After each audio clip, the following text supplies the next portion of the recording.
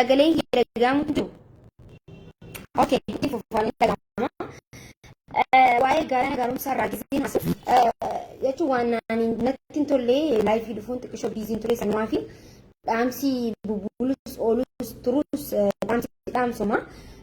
Maaliif baatiin sun baatii Haacaaluu Hundeessaatti hidhame. Baatii gootni kennurraa wareegame. Baatii abbaan kennurraa hidhame. Baatii Oromiyaan itti gurguraachuu baatii Oromoo itti gochee baatii hin qabu. Saniifuu maal jechuu barbaade gaarana gaarumsaa wallee inni baasee irratti qeeqa guddaatu ka'ee jira jechuudha. Isin galeemi nuti Oromoon qeeqa san takkiin akka tuffannee takkii waan xiqqaa takka gooneeti bira dabaruu hin qabnudha kan jechuu jiru. Maaliif biltsiginnaan maraatee jirti waan inni wallee inni baay'isan irratti jechuudha. Namni tokko gizee artiistiin tokko ija mootummaa seeni uummanni Oromoodha artiistii sammaddii dhaabbatuu qaba. Okay? Artiistii sammaddii dhaabbatuu qaba, jabeessuus qabdan, eeguus qabdan. Artiistiin Oromoodha eeggamuus qaba, kabajamuus qaba, jaalatamuus qaba jechuudha. Maaliif artiistii tokko ija mootummaa hanqa seenetti uummanni ija banatee eeggatuu qaba. Isin galeemi wanni kana jechuu barbaadeef amma inni wanni achi keessatti ajandaa ta'u jiru waa'ee barcumaati. Sababa barcumaa Haacaaluu Hundeessaa ajjeefamee jira. Abiyyi sababa barcumaa Haacaaluu Hundeessaa dhabamsiisee jira. Jawaar Mohaammed hidhee jira. Hidhamtoota siyaasaa mana hidhaa kan hidheef sababa aangoorra turuu jechaaf. Ilmaan Oromoo halkaniif guyyaa gannaqame dhiigni isaanii sababa aangumarra turuu fi sababa barcuma saniiti ilmaan meeqa kan dhiiga isaanii dhangalaasaa jiran jechuudha. Saniifuu nuti waan hundaafuu laal balaan osoo hin dhufin maganfatanii akkuma jaan sanitti nuti hundinuu waan dhufuus ta'e waan godhamuus ta'e waan hundaa ija banattanii ofirraa ilaaluu qabdan. Biltsiginnaan amma mootummaan kufuu deemu Abiyoot Kaasaayee Xamanja kufuuf deemu. Mootummaan kufuu deemu moo waa balleessu malee hin kufu. Isin galeemi nama Oromoon jaalattee fi nama Oromoo biratti jaalala guddaa harkatee fi nama Oromoon jala buute ajjeesuu barbaada mootummaan. Isin galeemi saniifuu isin immoo ijaattanii kufuu deemu kan ofirraa eeguu qabdan. Maali Abiyyiin kufuu deemu Abiyyi irraa dhumatee jira. Abiyyi waan Oromiyaa hin jiru qaba jechuudha. Oromiyaa keessatti takkittiin Haacaaluun eegatu amata ta'ee jira. Amata kana immoo inni awwaalama Abiyoot Kaasaayee Xamanja awwaalama jechuudha. Kan awwaalamu Biltsiginnaadha. Kan awwaalamu Taayyee Danda'aadha. Kan awwaalamu Shimallis. Kan awwaalamu Dakfaa fi Dakfaa hundi isaaniitu amata Haacaaluu irratti nuti nu boochistan irratti nuti hoofluuf teenya barana. Amata kana arra guyyaan meeqame? Arra guyyaan 9. Guyyaa meeqaa tafa? Guyyaa 20 takkaa tafa. Natti fakkaate. Guyyaa Haacaaluun wareegame guyyaa Isniinaati. Guyyaa 30 jechuun Juun 30. Saniifuu guyyaa kan baatii tana nuti immoo isaan ni boochisan ni booyan barana jechuudha. Gattaanii akka dhalatti booyan akka dhalatti Abiyoot Kaasaayee Xamanja waan takka wanni hafeef hin jiru kana booda jechuudha. Biltsiginnummaan wanni hafeef hin jiru. Warummaan Abiyyi jala afaan bantanii fiidan. Abiyyiif wanni hafeef hin jiru. Okay, wanni takka Oromoon gamanaa fi gamanaan itti mudduu qabdan barana barda engaddaa sa'a tana boo turree sa'a baatii tana keessa baatii Oromoon gadditee Oromiyaan gurraachomte saniifuu nuti mootummaan gizee kufu waa balleessu malee hin kufu akkuma isin jetti waan hundi ija banadhaati ilaala. Okay, kara gaalaanatti gizeen darbu waa'ee barcumaa kanarratti kan isaan xamadan jechuudha. Maaliif artiistiin tokko ija mootummaan qaseene tokkotti Oromoonis artiistii isaa eeggatu qabdi. Artiistii kanaafis nama isa eegu godhamuu qaba jechuudha. Okay? Sila Haacaaluun nama isa eegu qabaate arra kanaan hin mallee ture Haacaaluun jechuudha. Akka Teedii Afroon amma nama qaba jechuudha. Nama isa seenisee gabbaasee ol deebisuu qaba. Maaliif waan biyyaa taphata gaa? Waan Itoophiyaa zaffana waan ta'eef Itoophiyaadhaaf iyya waan ta'eef ganama fi galgala nama isa baasee nama ol deebisuu qaba. Saniifuu Oromoonis qabaachuu qabdan jechuudha. Maaliif gizee hunda artiistii keessan akka waan xiqqaa takkatti ilaalina. Artiistiin Oromoodha nuuf ija nuuf waan hunda jechuudha. Saniifuu waan hundaa osoo balaan hin dhufin maganfatanii akkuma jaan sanitti booda boowun eeganal gootni du'e booda gootaaf iyyuun faayidaa hin qabu. Osuma inni jiru. Osuma inni jiruti isa eeguu qabdan. Osuma inni jiru waan isaa godhamuu qabu godhuu qabdan. Silaa Haacaaluu nama gaafsan. nama isa eegu qabaate mee Oromoo laalame nutiin kun wal tuffannaa nutiin kun akkamitti isaaf nama isa eegu inni mangistiidha inni maali akkamitti nama isa eegu goonaaf waan akkana nama akkana yaaduu jira jechuun noo miti isin galeemi artisti jechuun saba dammeessa artisti jechuun keessatti onnee hora si galeemi saniifuu tuffii dhiisaati godhaafi maaliif booda laal eegana nuti eega du'e booda goota keenya maal keenya jinni keenya jettaniif faarsuun waan takkan godhu faarsuun umaan godhu osuma namni waan bireedulaan osuma lubbuun jiru faarsi osuma lubbuun jiru waa godhiif booda waa takkaa osatti hin fakkaatu silaa Hacaaluun nama isa eegu qabaate nama silaa nuti Oromoon jechuun miiliyoonni 60 Hacaaluu Hundeessaatiif nama isa baasee ol deebisu mee qarshuma xiqqoo kafalla yoo hanqan fagaate jechuun sabni guddaan kun yoo isaaf goone arra Hacaaluun dhiini isaa dhiiga saree ta'e dhiini isaa bikka seenu dhabe dhiini isaa arra bikka harkata silaarra bikkallee numa harkata Hacaaluun silaarra jechuudha. Okay Hacaaluu irraa baradha goota deemee irraa baradha goota du'ee irraa baradha gootootii arra isiniif jiru kanaaf goota kuteessan irraa baradha. Sinigaleen kana kayni sini warbaadu maaliif islaama ni faarsan galaanaa keenya maal keenya maarri keenya akkana keenya fincila goonee maarri godhu no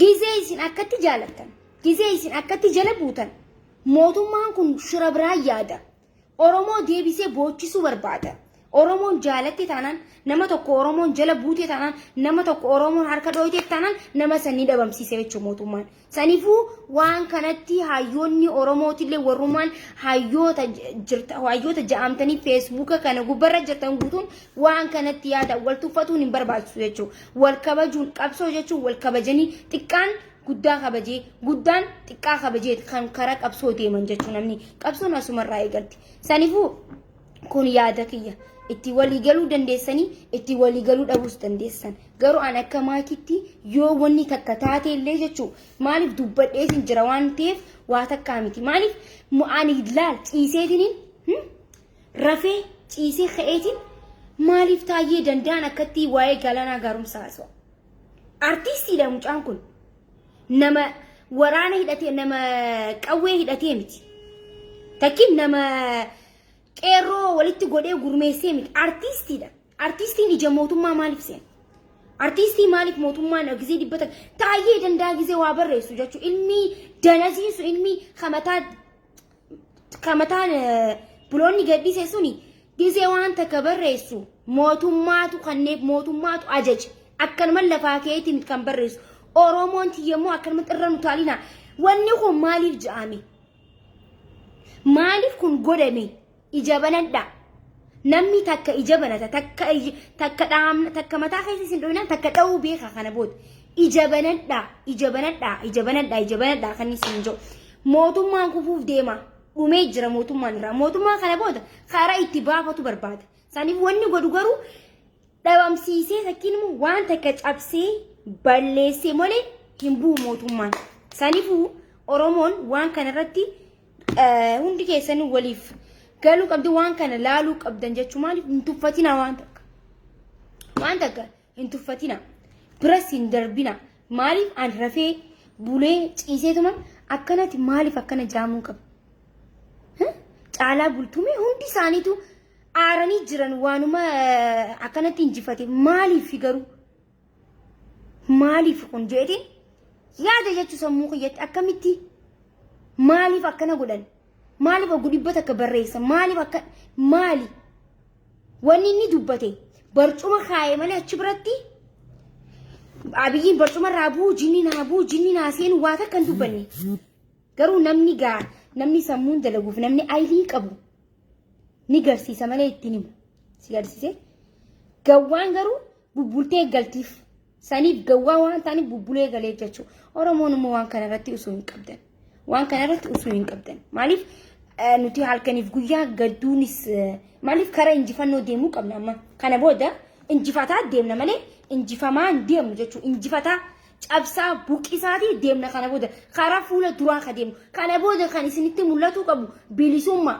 kan booda kan isin mul'atu qabu lafa keessan jechii bilisoomte kana booda bilisummaa fiduudhaaf walii galtee qabaachuu qabna waljaalachuu qabna takkummaa cimsuu qabna hampoolii cabsuudhaaf jechuudha hampooliin immoo inshallah ni cabdi guyyaa amata hacaaluudha hampooliin abiyoot kaasaa hexamanja way abiyoot way ደግሞ ዝናቡ ni caba jechuudha sinigalee ni caba isa hacabsu rabbiin ni caba barana walii lama jechuudha wallaalla takii wal qallaa jaana oromoon jechuudha wallaalura wal qaluu san turre jira maaliif qabsoo karaa nagee ana sonde karaa qawweet amma kana booda marroon keenya itti fufaa jira agartanii jirtan qeeroon teenyas akka duraanitti harka qullaa gabbaatee duuni saafee jira saa amma kanatti karaa marroon dhaabbatee jira marroon qabatee jira karaa marrooti qabsoon kan marrooti kana booda injifannoon kan ummata oromooti kana booda ummatni oromoo hin boo'u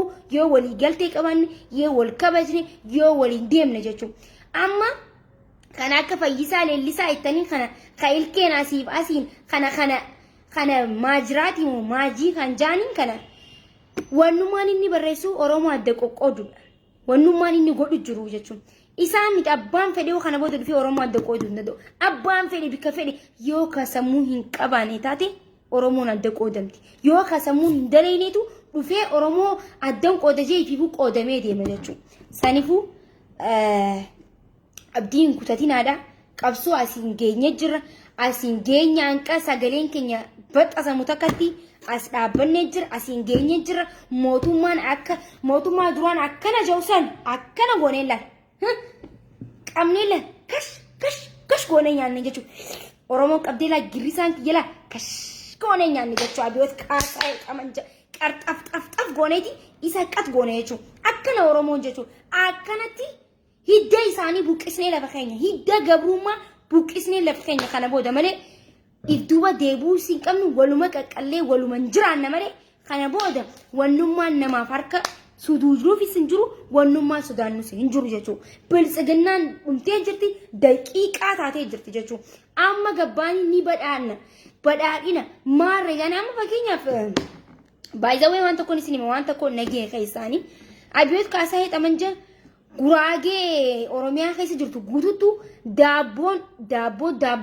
daabboonu qirsii wanniitiin hampooliitiin akka dalagamtuu jeet ajajetti godhee jaan guraageen tiyyaan immoo daabboo dheertuu malee way beeyti duba hampoolii tanaa fi qirsii baasuu gamana jetti hampoolii jara sammuu hin dalagan daabboo amma hampoolii dalagan hampoolii qirsii hampoolii daabboo dalagan daabboon nyaadhaan biltsiginnaan taanere daabboon hampoolii taatu girxum godheeti nyaadda hay nyaadhee tana asii baasa jarana wannummaan biltsiginnaan godhu hin jiru daabboo ganda keessa deemanii daabboo badhaadhinaa jaanjaanaa jiran yaa rabbiin akka naman godhi wallaahi laazim rabbii akka biltsiginnaa kana naman godhi wallaahi jara gowwaa warafa jechuu jara rabbii laal citarraa rabbiitu citumarraa rabbiin akkatti laal oluma qabeera citaadha kun jee cituma jee kun citaa kanarraa akkanumatti rabbiin ol qabe malee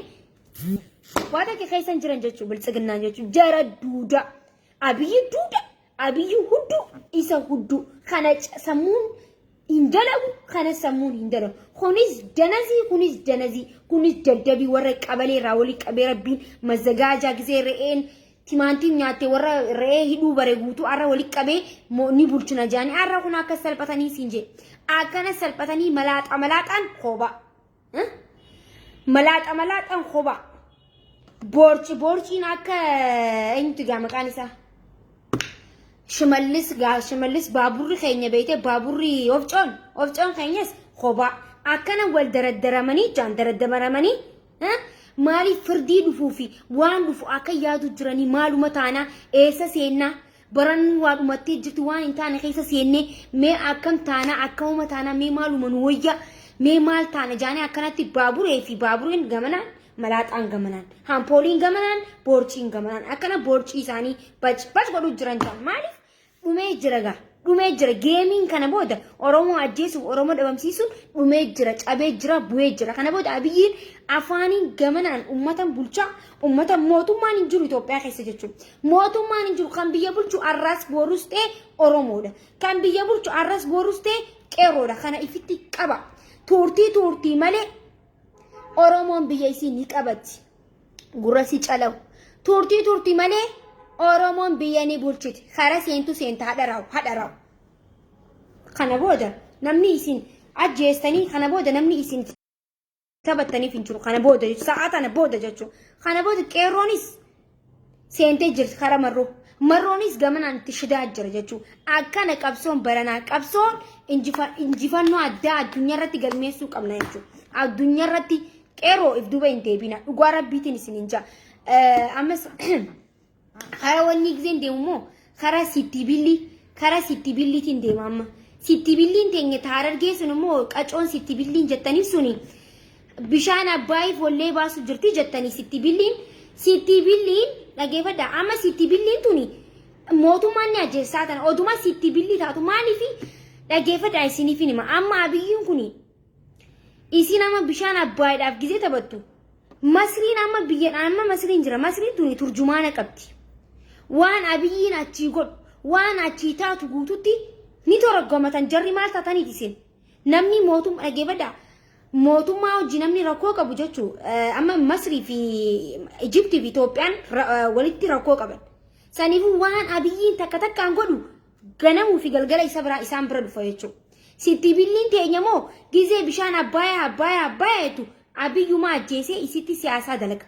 Abiyyummaa ajjeeseeti waan biraa fiduu deema jechuudha. Isi amma hin beekne waan dhufuu deemu jechuudha. Bishaan abbaayaa sitti billi Andugaa rabbiitiin isin hima.